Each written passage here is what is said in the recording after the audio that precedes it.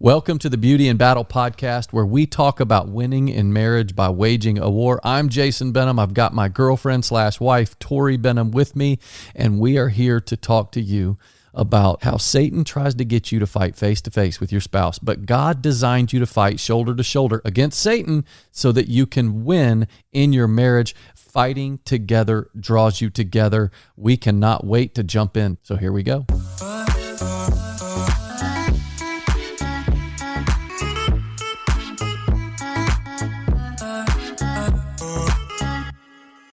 So we're talking about stress in marriage today. This is huge. It is huge. It is actually probably the biggest thing going on today. I mean, because life is so different. And always, I mean. Yeah. Well, I mean, just within the last 10 years with the advent, well, I'd say 20 years with the advent of technology and social media and all that stuff that's going on, we're more connected, but more disconnected than ever before. Mm-hmm. But what we're seeing happen inside of people is they're getting stressed out of their minds and they don't even realize what's happening. And then you've got anxiety and panic at an all-time high. Right. So what we want to talk about today is how can you help your spouse when it comes to stress, and how can you help your marriage when it comes to stress, and ultimately how can you help yourself manage all the stress that's going on, and why there's an issue right from the jump. So that's what we're going to hit. Don't tune out, because Tori is first going to start out with the most epic joke or jokes that you've ever heard. Okay, here we go. When my wife is depressed, I let her color in my tattoos. She just wants a shoulder to crayon. What? Is that the dumbest one ever? Where did you get that one? It's on this website, and I won't say it because I'm saying that it's a dumb joke, and so that would be offensive to this website. But I was like, I couldn't stop laughing at the just absolute stupidity of that. Okay. That is good though. I like it. She just wants a shoulder to crayon. Like, who thought of that? To crayon? You would think of something like that. Oh, wow, thanks. Okay, she read an interesting fact. Oh no, sorry. I'm combining two of them together. Jess read an interesting fact. Bruce Lee had a vegan brother. Broccoli. What? I got it now. I'm like, broccoli. Yeah. It's just so funny. Like, it's just so dumb. Cheeseball. So how do you deal with a sad astronaut? I like this one. Just give him some space. Oh, okay. I'm there with you. We need you guys to send us some more really good jokes. It was really cute the other day. I saw this little cute boy, and his parents brought him up to us we were at a party or something. I forget what it was. You were speaking at an event. Yeah, and I was speaking at an event, and afterwards they came up and wanted to say hello, and they said, "This is our son, and he's the one that sent in one of your jokes." And I said, "Buddy, we got to read that on," and all this. His eyes were as big as saucers. It was really cool. And then he told a joke and you sent it to me. We should have had that ready. Oh, that was so cute. Right. He did. It was a good one too. We'll do that next week. Yeah. Oh my gosh, Jason sent me the cutest video of this little guy telling this joke. It was so cute. Oh yeah. So, but tell your kids, or you can send us some good jokes, because we got to get on the joke bandwagon first before we jump into this more serious topic, which is what we're talking about today: stressed out marriage. Yes. Now, the reason I think that's important, and we've said this before, we've said it in our book, before oneness, there has to be two-ness. Mm-hmm. Like, God calls us to be one in marriage, but you really need to be two individually whole people. Like, you need to be thriving individually if you want to succeed relationally. Right. That's easy, right? We understand this because, and I've said this before, probably several times, our old strength trainer used to say, you're only as fast as your slowest leg. So you can only run as fast as your slowest leg. You got two legs. One of them is going to be a little bit slower than the other. You got to speed that leg up. So we did one-legged squats and all sorts of stuff. Well, why we're talking about stress today is because in marriage, when conflict happens, two things manifest. Mm-hmm. The issue itself, and then the ability of the person to handle the issue. Yeah. So if number two is good, number one will always work itself out. Right. And when we're in a age in time where technology is like it is, industrialization is like it is, just in the last 100 years, probably 20 years, people no longer, before industrialization, you had 90% of people worked on farms. Wow. and they had the pace of farms. And then before electricity, before there was the light bulb, when it got dark, people slept, and they slept until it got light again. Right. So you had like at least 10 hours of 10 sleep. to 12 hours of sleep. Mm-hmm. You had people who had so much leisure. The preferred method of travel 200 years ago was walking. Wow. It's like people would walk, and when they would walk, they just thought. Right. They communicated with other people. They walked in nature. They smelled fresh air. They actually had space to process life. Yes. But now there is no space. Right. It's like we're connected as all get out. I mean, just a second ago, so Tori and I have this little guest room, and inside this guest room, we have our podcast studio, and outside the podcast studio, we've got these woods.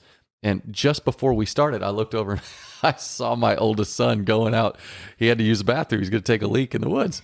And so, but I saw him, he's out there using the bathroom, but he's got his phone open, looking through social media at the same time. So I jumped out there and scared him really good. It was funny.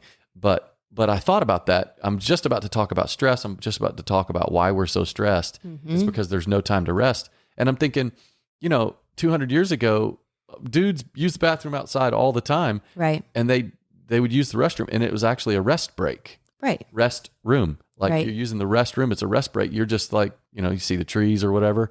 But now here Trey is using the bathroom, but he's got his face stuck in social media, scrolling through. And it's what you don't realize is you think you're resting, but you're not. Right. It's called distraction addiction. It is. Where we constantly need something to distract us from really just like pausing and resting and processing. It's like, oh, there's a dead space. What do I need to be doing? Oh, let me look at this. And then we look on our phones and we check our texts, we check our emails, we check social media, and we're distracted. But we want that distraction because we're almost... You crave it. You crave it because you are fearful of this just quiet space. Right. It's like we've actually become almost fearful of that. That's funny you say that, because the real issue isn't the stress. The real issue isn't the busyness. The real issue is the prolonged release of adrenaline that comes as a result of that. And that's what we're going to jump into today. Into what I'm going to start with is talking about stress, where it comes from, and what happens. And then we're going to jump into some just talking about it and some practical things, because one of the biggest issues robbing people of who they are today and robbing marriages, it's crushing marriages, is increased stress. Right. But stress isn't the problem. Stress is just pressure. You're supposed to have pressure, like tire pressure in our car. You're supposed to have a healthy level of pressure in your life. Like you're supposed to have air pressure in your tire. That way your car can move. If you deflated it and had no pressure and had literally a stress-free life, you're not going to accomplish anything. Right. So we need some stress, but we've got to manage it properly. Right. Otherwise, it'll ruin every relationship that we have, because we're ruining ourselves. But the real issue isn't the stress. The real issue is what our bodies do to handle the stress. Right. So let me just... I remember when I was first introduced to this concept, just before you get started. That's good. It was probably almost 10 years ago. A friend of mine gave me the book, The Healing Code. Oh, and it was a good one. It was such a good one. And it was the first time I really thought about the consequences of stress and actually decided that I was going to do something about it. And the whole premise of the book is just that stress is the culprit of all disease. It is. That our bodies, when we're healthy, we can handle stress. But when there's some kind of, when either we have been hurt or we are predisposed to disease, or, if we are genetically predisposed, I'm having a hard time with that word. Predisposed. Then stress, we really have to pay attention to the things to the stressors in our life, because it will always hit at the point of weakness. That's exactly right. And so as I began to read this book, I began to be heightenedly aware of the power of stress in my life, and that I really needed to learn how to manage it, because anytime that you become sick, it's because your body has been under some kind of stress. And we're actually designed and made so incredibly strong that we can actually withhold a lot of stress in our lives. But see, the thing is that if you can't be one with your spouse, if you're not fully whole, if you're allowing stress to come in and it's wrecking you because you don't know how to manage the adrenaline rush that happens because of that stress, that's where the real problem is. It's the adrenaline rush. I'm reading this great book by Dr. Archibald Hart. And I would suggest you guys, I mean, he's got these 2 books. One is called The Anxiety Cure, but the other, that's like part 2. But that, the one book that I'm reading right now is called Adrenaline and Stress, the exciting new breakthrough that helps you overcome stress damage. And he's a psychologist, so he's got research and all this stuff, but his whole thing is that stress isn't the problem, and which I fully agree with. The release of adrenaline and not being able to control that is what the real problem is. But let me just back up real quick and just say that stress is anything that changes your resting equilibrium. So just think about this for a second. You're at rest, you're at peace. Like, where are you right now? Yeah, you might be driving in your car on your way to work, or maybe you listen to the Beauty and Battle podcast when you come home and the kids are asleep, or that you after you put the kids to bed after dinner or whatever, and you're like, okay, I want to hear Tori's jokes. Let's see what Tori's jokes are like. And now you're just chilling. You got a nice little cup of coffee or whatever it is, and you're chilling on your back deck. You are at rest right now. Now, anything that changes your resting equilibrium is stress. Okay, but now here's what I didn't know, and I'm learning from this book. This can be good things and bad things. So we think what causes stress is only bad things, like a busy schedule or anger or frustration or agitation. What I didn't realize, and what I'm learning from this book, is that things that excite you and things that challenge you and things that you enjoy doing can also cause the same physiological response, which is a body response, that bad things can. So anything that causes adrenaline excitement, well, what does that mean? So stress is normal and good, but it's only supposed to be temporary. Like, our lives are supposed to be like a pattern of hills and valleys, where you've got the moment of excitement or the moment of frustration or the moment of busyness, but then you've got to come back down and rest. And it has to be like that, where you've got increased stress followed by low relaxation of the mind and body. Well, how does that work? Well, so I did this in one of my Bible studies, and I think it might be helpful right here, Tor. So tell me if you think it makes sense. But in one of our in one of our Bible studies, we were talking, and in the church, we've got 4 things. We've got God, we've got the church, we've got people, and we've got the world. So God creates the church. God, who's like the brain, God creates the church, and the church is supposed to generate and create good, godly, discipled people who go into the world, and then people are the messengers of the gospel to the world. So follow me. God, church, people, world. Now, our bodies are set up the same way. We've got brain, glands, hormones, body. So our brain, that's the ultimate controller there. We have these glands. So the brain sends messages to our glands. Our glands create hormones, and hormones are the messengers of the body that go to the organs and tell the organs what they're supposed to do. Wow. So we've got brain, glands, hormones, body. That mirrors God, church, people, world. So we're the light of the world that's supposed to go out into the world and heal it, right? Well, that's what our brain does with glands, and glands produce hormones, and hormones go throughout your body and are supposed to heal it, right? So a few of those hormones that are created by our glands, our adrenal glands specifically, and I've learned all this stuff, so I'm not like an expert. I've just read a lot of stuff on this, and I've so intriguing. Boiled it down to help. When you experience a stress event in your life, and that stress event could be the birth of a new child, it could be your son's baseball game, it could be you just lost a job, it could be that you're in busy traffic in New York City or the armpit of New Jersey highways. It could be any of those. Right. What happens is that's a stressed event, and your body releases 2 things. And then I'm done, Tor, and I want you to move on and get our conversation moving. But it releases 2 things: adrenaline and cortisol. Okay. So adrenaline gives you energy. Adrenaline is a hormone that goes to your body and says, "Wake up! There's a threat. Right. It's fight. It's flight. It's flee. It's flock. It's whatever. It's like if I'm watching a basketball game and Curry hits a 3-pointer and everybody jumps to their feet, what you're watching is everybody in that crowd has just had an adrenaline release in that moment where they're jumping to their feet. Right. That's a good thing. Right. But imagine if they had to stay in that posture for 3 solid hours. Like, like imagine how exhausted your body would be because of that. So they jump to their feet, they cheer, Curry just hit a 3, and then they sit back down, right? So that's what happens. So adrenaline gives you that energy. At the same time, a hormone that's released whenever you have a stressor event is cortisol.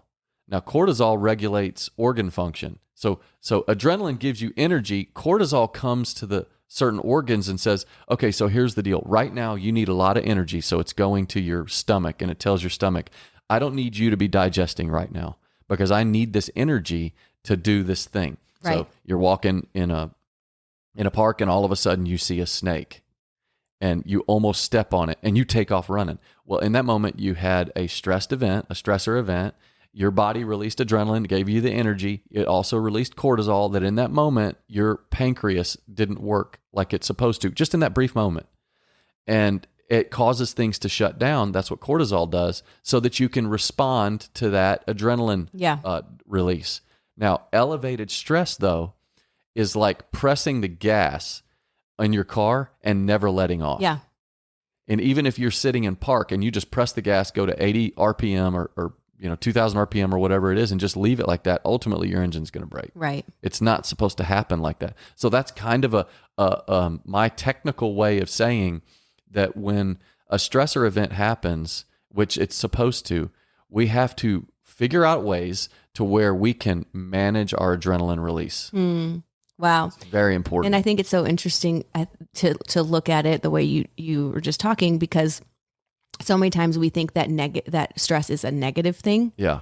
But stress can also come through things that we actually love to do. We love it. We're made to do, that are full of joy and excitement. It's not, I think we think of stress as being a very negative thing, but stress comes through things that we enjoy, things that we love. And we were actually just had, our oldest son and some of his friends over yesterday, and one of them was talking about how he is doing real estate and he loves it and it's so exciting, it's so great, and he's closing deals and it's amazing. But then once the weekend comes and he's not closing deals and he's not like in it, he feels like this huge crash, this huge dump.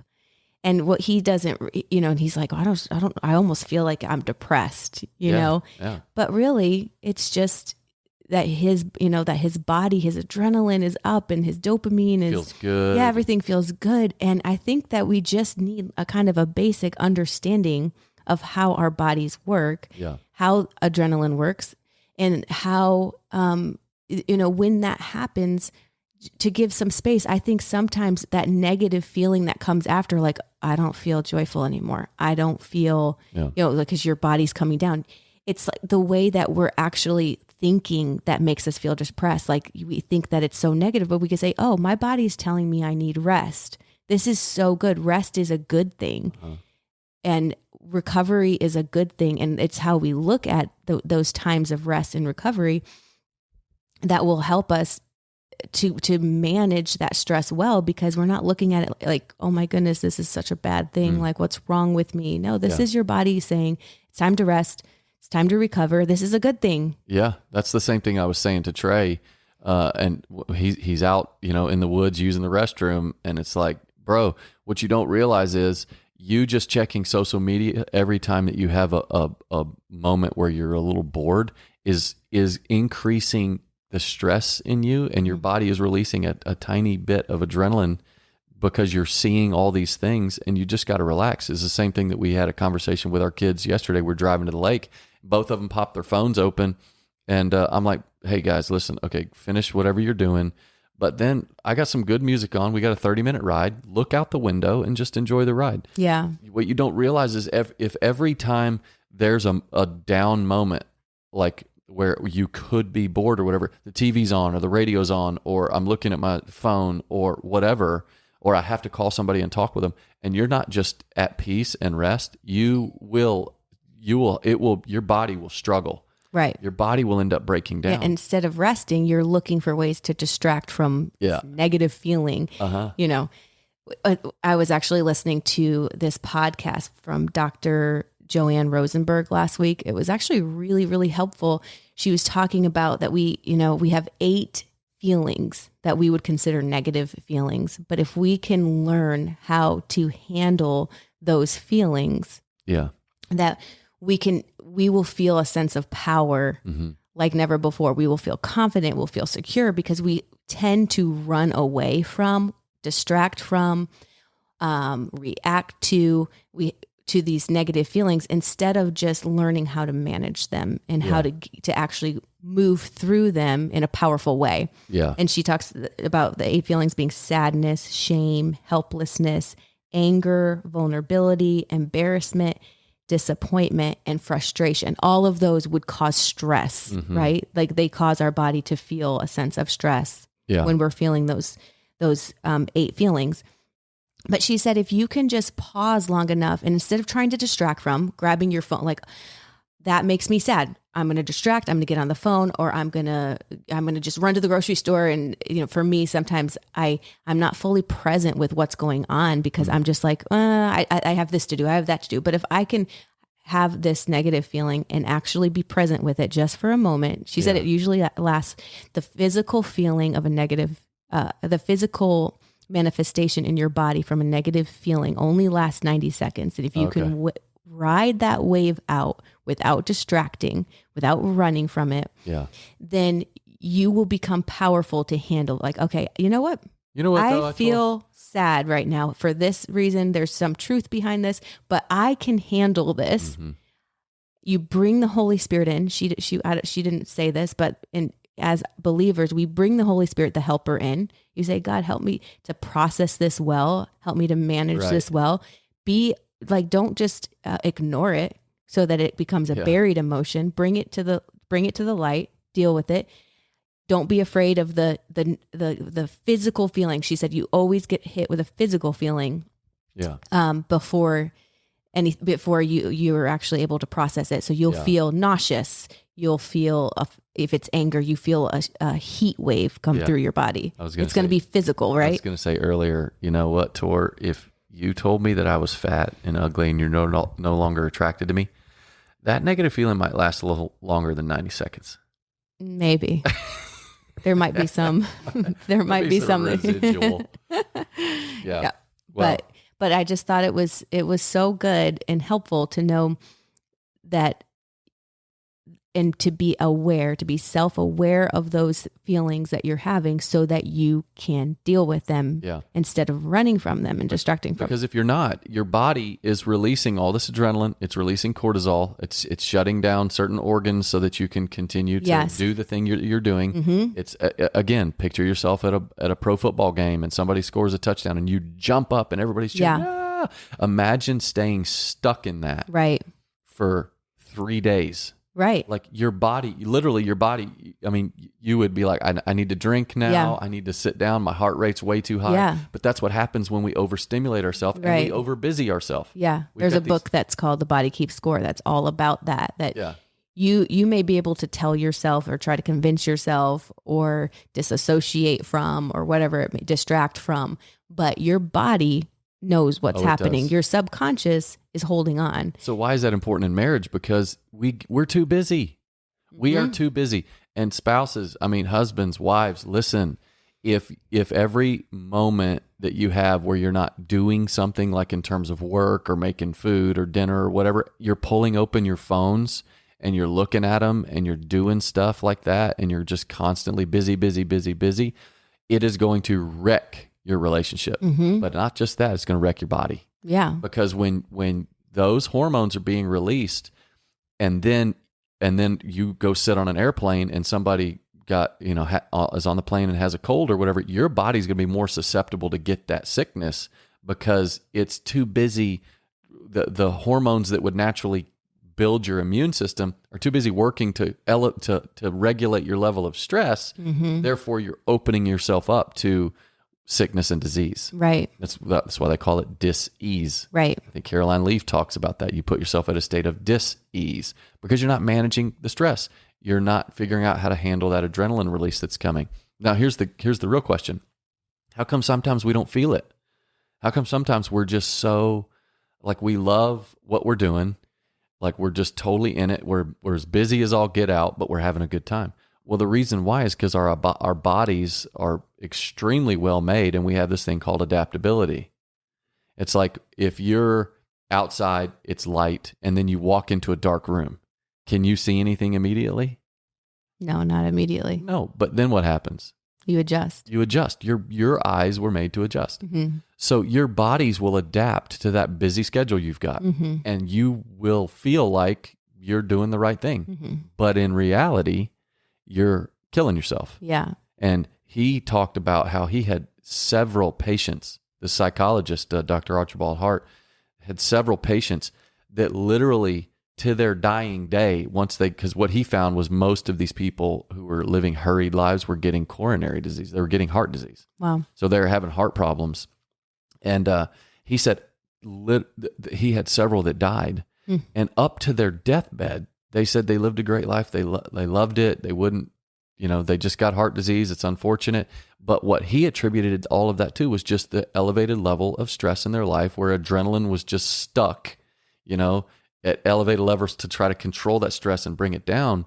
And what they didn't realize was that they were overstimulating themselves to death. Wow. And when you've got families now as busy as all get, I mean, you got travel ball, right, is just way crazy. It's literally taking people's time away.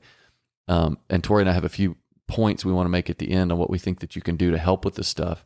But you got to make sure that you understand your body is adapted to it.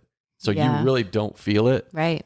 But it's like if you got to run a mile and you take off running really hard, you're not going to feel it in that first 100 meters. It's not going to be that big of a deal. And you're going to think 75 meters in, oh, I got this. Well, get 300 meters in and all of a sudden things start to change. You're like, what's going on with me? Why do I have a problem? No, the problem is pace. Right. You got to slow down the pace of your life. Another thing about stress is that your body, your physical body, can't tell the difference between a real or an imagined threat. Gosh, this is a real big problem with media now. I know. That's what's happening. That's why social media is so dangerous. I mean, you're just constantly seeing things. And movies, violent movies. And your body feels it because we have mirror neutrons. Mirror neurons. Neurons. Yeah, Jimmy Neutron. Jimmy Neutron. Hey, you guys should start using that now. I need to get a t-shirt that says, we have mirror neutrons. No, it's protons and neutrons. Mirror neurons. I don't even know what a neuron is, but I do know what a moron is. But a mirror neuron, Tori's right.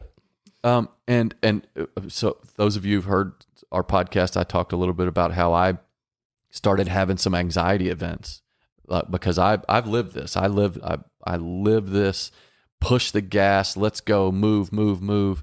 I had a verse on my ceiling whenever I was in high school. I had Philippians 4:13. I can do all things through Christ who strengthens me. But I also had another one up there that said, a little sleep, a little slumber, a little folding of the hands to rest, and poverty will come on you like a bandit, and scarcity like an armed man, which is true. That's a proverb, but that's talking about trying to go out there and accomplish the world without just being faithful in the little things and then getting lazy and not getting up and getting at it. So, but I took that to the extreme, always this crazy, like, let's keep a schedule busy, let's move, let's accomplish. Wow. And then my body literally felt like about 3 or 4 months ago, I think it felt like it started breaking down. And what happened during that time though was whenever my body was feeling like that, I got to where I couldn't watch certain shows or movies that I used to could. Yeah. Like if it was a violent movie that involved somebody getting shot or stabbed or something like that, I was like I couldn't watch it. Yeah. And so what I realized is that I had watched movies like that for so long, I didn't realize that my body was holding that in through mirror neurons. Right. It's like it was causing an adrenaline moment, an increased stress, and my body would release adrenaline to try to regulate that stress. And then I was stuck in I was stuck with the foot on the gas. And going through that kind of helped me to see that that's something that I do all the time, even more than you ever did. Yeah. Is that when I see things like that, I feel it in my body, and Right. I like it's really happening, and that is too much stress for me. It's not something that I need to be taking on. It's like I have enough stress in my own life. I don't need to be watching Sally from some movie being stabbed and take on her stress. And not just stabbed, but I mean, any type of show or movie that shows adultery. I'm not talking about the act. I'm not talking about the act. You need to get VidAngel, by the way, so you can watch some movies without having to worry about any language or nudity or anything like that. That's how we watch all the movies, pretty much all the stuff that we watch, unless it's clean. But if you're watching something where there is someone who's married and's got an eye out for somebody else who's married or whatever, and they're going to commit adultery, just watching that is a stressor event. It puts you on high alert when it's not necessary to be on high alert. It's a stressor event. And you might be listening to this going, oh, this is way overboard. This isn't true. I mean, I can watch that. I've watched that for years and stuff. Okay, listen, just keep doing it then. Like, this is what we're telling you, is that your body is experiencing something, but it's adapted to your lifestyle. Right. You've always watched those movies. Okay. It's going to hurt you. It will catch up to you at some point. You know? And so I think about the key where we said at the beginning is you don't have to avoid stress. We need stress, but we got to change our thinking about it, because if on the one side you can imagine a threat, like it's the thought of imagining your house being broken into.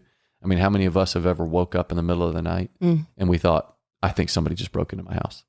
Yeah. Now, 99% of the time, nobody broke into your house, but you're thinking it's true. Right. And therefore, your body is experiencing that heightened stress. Right. And so adrenaline is released. Totally. Cortisol is released. And I remember when you used to travel all the time, the kids were little, I used to replay in my mind exactly what I would do when an intruder would come in, what child I would go get first, and how I'd get to the gun, and how I would, you want to tell us who you picked first?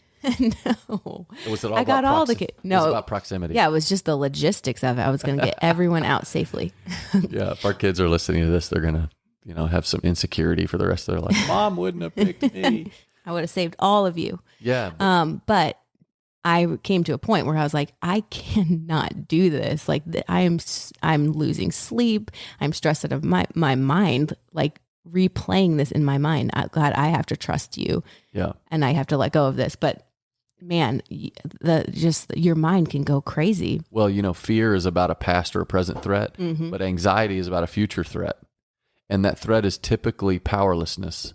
So it's when you think that you're going to be out of control, or that that you're going to be powerless, and you project that into the future. Right. That's what causes anxiety. Yeah. Projected powerlessness. It's a fear that you're projecting into the future. So that's why I wanted to bring that up about the imagination. You have to, in your mind, project power. Right. So maybe one of the things that's stressing you out right now is your marriage. Maybe your wife and your husband isn't being the man that you always wanted him to be, and the man he promised he would be. And that's causing stress. And you're thinking, oh no, is my 16-year-old boy going to turn out like him? Or what's their relationship's going to be? And now you're projecting powerlessness into the future. What God would say to you immediately is, don't let your heart be troubled. I mean, Jesus says this in John 14:1. Don't let your heart be troubled. Trust also in me. Project power into the future over your relationship, and that will get you past your anxiety. So in the book, again, it's called Adrenaline and Stress by Dr. Archibald Hart. It's a little old, but he updated it, and he's got another one called The Anxiety Cure. It's really good, but he talks about the goal being finding the perfect balance between these three different dichotomies: productivity and play, pressure and pleasure, and propulsion and peacefulness.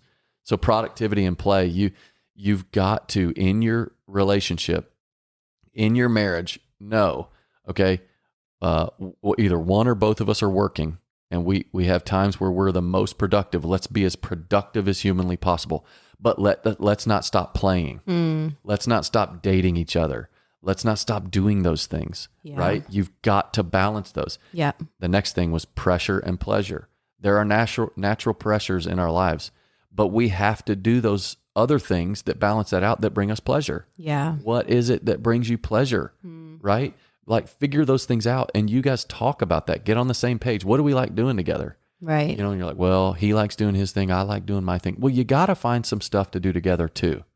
Right? So and true. Just pick it out and just find some stuff. Pressure and pleasure, but then propulsion and peacefulness. Propulsion is that desire to move and go and achieve and accomplish. That's a very good thing. But you have to recognize that you have to also foster peacefulness in your mind. I'm content, God. For me, it was, if I don't write another book, God, I'm okay. Because I felt for the last 6 years, write another one. Right here, we got to do another one. I'm so glad that I wrote the ones that I wrote. But this year, when it came time to do the 7th, and I started making preparations for it, that's when I had my anxiety thing. And one of the things that God told me at that point was stop. Yeah. Relax. I want you to enjoy just being with me, not writing about me all the time, just being with me, just be at peace. Wow. And that was one thing that I had to learn, propulsion and peacefulness. And so I think what I want to leave with, and we're talking a little bit longer than we typically do. I typically like to keep podcasts 25 minutes or less, but before we end, I do want to give a couple little things that I think will help you in your marriage and how you can help your spouse handle stress in marriage. Yeah. And I think Tori said this one right before we started, but she said, it would be really good. Well, actually, we were both talking about this one, to build your schedule around your times of rest. So like you've got to figure where you need hourly, daily, weekly, monthly, yearly rest periods. Anybody who has accomplished anything knows that for you to go 60 solid minutes is difficult when you're thinking about deep work and productivity. 60 solid minutes. And typically the way I like to do it, I did it when I was building my business or when I'm in a real deep writing project. I'll go hard for 45 to 55 minutes, but I build in, I'm going to take 5 minutes. For me, I have this little writer's cabin out in the back, and I'll walk outside. I'll take a couple deep breaths. I'm a guy, so I'll find a good tree and use the bathroom or whatever, Of course. If you're in a place where you're sitting where cubicles are, it's where you get up and you walk and you go get a drink out of the drinking fountain. Yeah. Whatever. If you're a mom, it's whatever. I mean, Tori, you'd have... Go to the closet and have some chocolate. Shut the door. Ask God, why me? My husband's at work. Lock it, turn the fan on, turn the vacuum on, anything to drown out the noise. Yeah, he's out having lunch with his work buddies, and I'm here cleaning up mac and cheese out of one of my kids' hair. But so it's build your schedule around your time of rest. What we typically do is figure out all the stuff that we got to do, and then we build our schedule around that. I think a better way is to build your schedule around your times of rest. So get with your spouse, figure out what's our annual rest going to look like. This is vacation. These are things that you're going to do with your family, or maybe the two of you are going to do together. Then look monthly, like let's do some stuff monthly. Like let's make sure that once a month after church on a Sunday, we're going to go for a family hike. Yeah. Stuff like that. Yeah. Really good for you to get out in nature. Then look weekly. I mean, obviously that's why we were built by God in his image with the need for a Sabbath rest, which means one day a week. It's got to be one day a week. Pick one and let that be your time of rest. I think of all the people who work in churches, Sunday is a work day for them. Right. So typically Monday or Tuesday is a day of rest for them. But don't let anything bother that rest. Put your phone up. And then daily. So daily, if you're hourly, you're taking, 3 to 5 to 10 minutes every hour and doing something, then daily it's like from 12 to 1:30, I'm going to go and I'm going to hit my workout. I'm going to take a shower, and I'm going to drink a protein shake on the way back to work. And by the time you get back, that's an hour and a half. Like build that in. Right. And then build everything around that. That'll really help you. So it's build your schedule around your time of rest. Number 2, unbusy yourself. Okay. Even from the stuff you love. So, I mean, Tori has said this before. She actually deleted was it all your social media off your phone? Or just Facebook and Instagram or whatever? Yeah, I did. That's the only 2 you got anyway. Yeah, a couple weeks ago. So Tori goes, because I love checking it, but I'm checking it too much. And so it became like a habit. Like I sat down and all of a sudden I'm on Instagram Yeah. Scrolling through recipes. I mean, it's not bad stuff. It's good stuff. I'm thinking, oh, okay, what do I want to make for dinner tonight? I'm gonna look at hers and da, da, da. But it became my habit. And I'm like, this is not the habit I want. I want there to be space for me to process life, to be present, to take things in. But right now, anytime there's a little break, I find myself doing this. So I gotta break this habit. And what you don't realize is even just scrolling through social media or whatever it is that you're doing that you think is relaxing, but you're not really, it is as if you're still pressing the gas in your car. Mm-hmm. You have to take your foot off the gas, put it down. And then number 3, when stress does come, as it relates to marriage and whatever the schedules look like when stress does come, even from the outside, it would be really good for you to create a safe space for your spouse to talk about it. Yeah. Because emotions buried actually never die. Right. You got to be able to process it. And for you to be that partner who your spouse can talk to and they can work it all out, out loud and say, it's totally R-rated if it needs to be on how you feel, but then making sure that you pivot. Right. It's like process and pivot. Process it out. Yep. And pivot to, but God, you are king. It's okay. Right. You got this.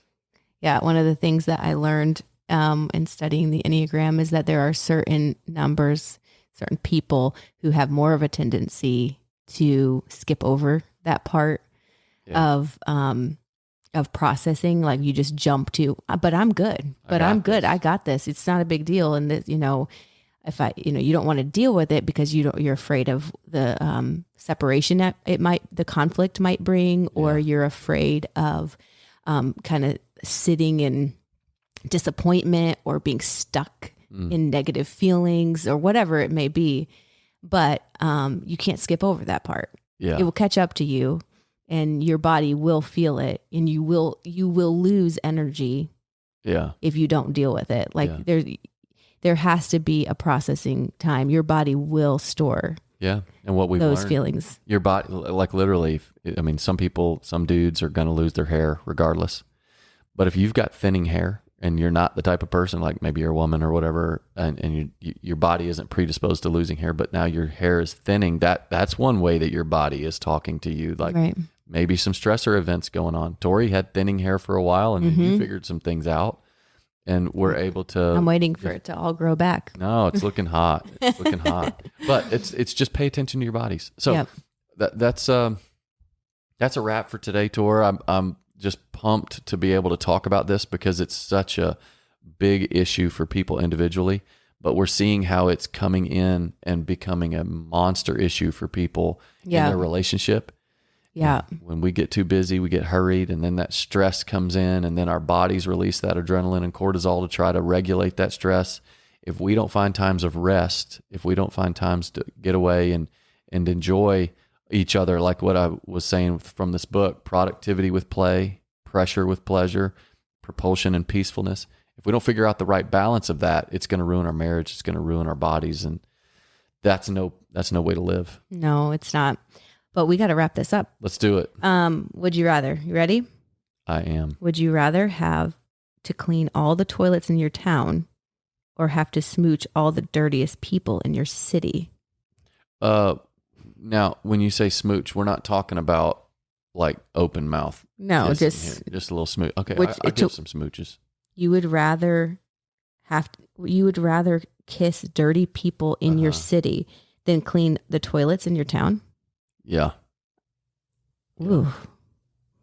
Did you say clean the toilets? Yeah, clean the toilets. Ooh. Okay, let me go to the toilets. Yeah. Yeah, I don't mind cleaning a toilet. That's one, awkward. I don't know. Two, I totally disgusting. missed that. I'm thinking like drinking toilet water. That's really gross. No. Wow. Yeah. Okay. These would you rather are so like random. Yeah. We need, if you've got a would you rather. We have a book that we go through. Send it to us. This was fun. Thanks for hanging with us. This, I think Satan is really attacking couples through distraction. Right. It's causing stress, and that's no way to live. God wants you to thrive in your marriage. He doesn't want you to just survive. but you're only as fast as your slowest leg. Mm-hmm. So we all got to and you get can. healthy. It's possible. You're more powerful. You're more capable than you believe. Yeah. So you got this. We got this. You want to sing your song, Tor? Let's just end. Thanks for hanging with us. Don't forget to rate, review, subscribe. And until next time, we'll see you next week. How about that? We'll see ya. Bye-bye. That's so good.